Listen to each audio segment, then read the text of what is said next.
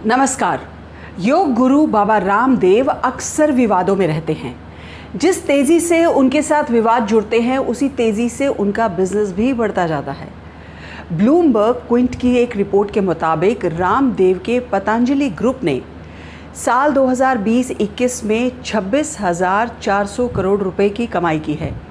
जहां एक और कोरोना महामारी से लोगों की नौकरियां चली गई, छोटे बड़े बिजनेस ठप हो गए, वहीं बाबा रामदेव की कंपनी में 400% का मुनाफा हुआ है। साबुन, आटा, तेल, पेस्ट बेच के ये कंपनी इतना मुनाफा कमा रही है। इतनी ज़्यादा कंट्रोवर्सीज में रहने के बावजूद भी पतंजलि को कैसे फ़ायदा पहुंच रहा है, ये सोचने वाली बात है। आजकल बाबा रामदेव कुछ परेशान लग रहे हैं। जगह जगह उनके खिलाफ FIR दर्ज हो गई हैं, केस दर्ज हो गए हैं। तो सबसे पहले मैं आपको बताती हूँ कि बाबा रामदेव कब कब कंट्रोवर्सीज में रहे, उसके बाद हम इस केस की बात करेंगे। वैसे तो कई मामले हैं, पर आपको मेन मामलों के बारे में मैं बताऊंगी ताकि कुछ बातें आपको भी याद आ जाएं। सबसे पहले हम बात करते हैं 2004 की, जिसमें रामदेव पर आरोप लगा था कि वो दवाइयों में इंसानों की हड्डियों का इस्तेमाल करते हैं। इस पर बहुत कंट्रोवर्सी हुई थी, बहुत खबरें आई थी इसको लेकर के। मामला CPM की वृंदा करात ने उठाया था। उसके बाद 2011 का तो सबको याद ही होगा, जो रामलीला मैदान में हुआ। वहाँ पर आधी रात में उनकी गिरफ्तारी का मामला हुआ था, जिसमें रामदेव किसी महिला के सलवार कुर्ता पहनकर वहाँ से भाग निकले। बहुत ही हास्यास्पद नज़ारा था वो। 2004 और 2011 के बीच कई और मामले भी हुए। कभी किसी आश्रम से गायब होने का मामला, कभी उनके किसी साथी की अचानक मौत का मामला।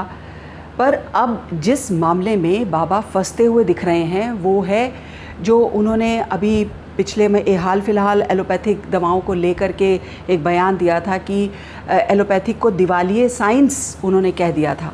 तो उन्होंने तो यहाँ तक कह दिया कि 1000 डॉक्टर कोरोना की डबल वैक्सीन के बाद मर गए, अपने आप को नहीं बचा पाए वो डॉक्टर। तो बाबा रामदेव को ये आंकड़ा मिला कहाँ से? क्योंकि सरकार ने ऑफिशियली ऐसा कोई आंकड़ा जारी नहीं किया। तो क्या बाबा रामदेव का ऐसा कहना कि वैक्सीन के खिलाफ बोलना नहीं है? सरकार ने उनके खिलाफ क्या कदम उठाया? क्या ये ना समझा जाए कि बाबा वैक्सीन को लेकर लोगों को मना कर रहे हैं, उसको बेकार मान रहे हैं? जब बाबा रामदेव ने एलोपैथिक पर टिप्पणी की तो इंडियन मेडिकल एसोसिएशन यानी IMA ने रामदेव को खूब खरी खोटी सुनाई और कहा कि माफ़ी मांगी जाए, आप सार्वजनिक रूप से माफ़ी मांगिए। अब IMA उत्तराखंड ने योग गुरु बाबा रामदेव और पतंजलि के CEO आचार्य बालकृष्ण के खिलाफ देहरादून के कैंट थाने में एक तहरीर दी है। 10 पन्नों की तहरीर में IMA उत्तराखंड शाखा ने पतंजलि की कोरोनिल दवा पर सवाल उठाए हैं। कोरोनिल को IMA ने कहा कि रामदेव की ये दवा लोगों को और बीमार कर सकती है। उन्होंने ये भी लिखा है जो रिसर्च पेपर हैं वो भी नकली हैं, वो जालसाजी करके बनवाए गए हैं। किस तरह से बनवाए हैं अभी ये पता नहीं। IMA के साथ बाबा की जंग पिछले 1 महीने से चल ही रही है। IMA भी बाबा का पीछा नहीं छोड़ रहा। IMA ने बाकायदा दिल्ली में, रायपुर में बाबा के खिलाफ मुकदमे दर्ज करवा दिए। रायपुर में जो धारा लगी है वो है IPC की धारा 188, 269, 508 यानी महामारी एक्ट, आपदा एक्ट और राजद्रोह एक्ट। एक FIR पटना में भी दर्ज हुई जिसमें कहा गया कि पिछले 1 साल से बाबा रामदेव ICMR, डॉक्टर्स और दूसरे फ्रंट लाइन संगठनों द्वारा महामारी के इलाज में इस्तेमाल हो रही दवाइयों के खिलाफ सोशल मीडिया पर लिखकर लोगों में भ्रम फैला रहे हैं। बाबा को IMA ने चारों ओर से घेरा हुआ है। दिल्ली हाई कोर्ट में IMA ने मुकदमा किया हुआ है जिसकी सुनवाई अभी 13 जुलाई को होनी है। बाबा रामदेव पर इतने केसेस हो गए, लेकिन उनकी हिम्मत तो देखिए। उनका एक बयान काफ़ी वायरल हुआ था, मुझे अरेस्ट तो किसी का बाप भी नहीं कर सकता।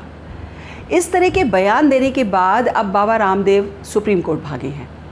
बयान देना बहुत आसान है और इस तरीके से सार्वजनिक बयान देना, और वो बयान भी वायरल हो गया। सुप्रीम कोर्ट में अर्जी लगाई कि सभी मामलों को दिल्ली ट्रांसफ़र कर दिया जाए और जब तक दिल्ली ट्रांसफ़र नहीं होते तब तक उन पर रोक लगा दी जाए। उन्होंने लंबी चौड़ी अर्जी दी है और कहा है कि एक ही बात पर इतने सारे मुकदमे ठीक नहीं हैं। उन्होंने कहा है कि हमने अगर कुछ बोला था पर उस पर हमने सॉरी भी बोल दिया था, मंत्री जी को चिट्ठी भी लिखी थी, फिर भी इतने केसेस हो गए। ये तो हुई बाबा रामदेव और उन पर मुकदमों की बात। अब ज़रा उनकी जो कंपनी है पतंजलि आयुर्वेद, उसकी बात करते हैं। पतंजलि आयुर्वेद के सामान की एक खबर आपको बताती हूँ कि इसके प्रोडक्ट्स की कई बार शिकायतें आई हैं। आप लोगों को भी पता चला होगा, कभी बेसन में कीड़े निकले, कभी शहद के नीचे जो चीनी जम जाती है। टूथपेस्ट का हाल तो ये है कि अब उसे इस्तेमाल करने के लिए बड़े बड़े डेंटिस्ट मना करते हैं। पिछले दिनों पतंजलि के तेल में मिलावट का किस्सा आया था, जिसमें राजस्थान सरकार ने अलवर के कारखाने में छापा मारा, जहां पतंजलि के रैपर में मिलावटी तेल की पैकिंग हो रही थी। इसकी जांच चल रही है। बाबा रामदेव चारों ओर से बुरी तरह फंस गए हैं। क्या यही सब करके बाबा रामदेव की कंपनी ने 400% का मुनाफा कमाया है? आपको आज का वीडियो कैसा लगा कमेंट सेक्शन में ज़रूर लिखें। आज के लिए इतना ही। आपने अगर अभी तक मेरा ये चैनल सब्सक्राइब नहीं किया है तो अभी कर लीजिए। चैनल को लाइक करें, शेयर करें। धन्यवाद।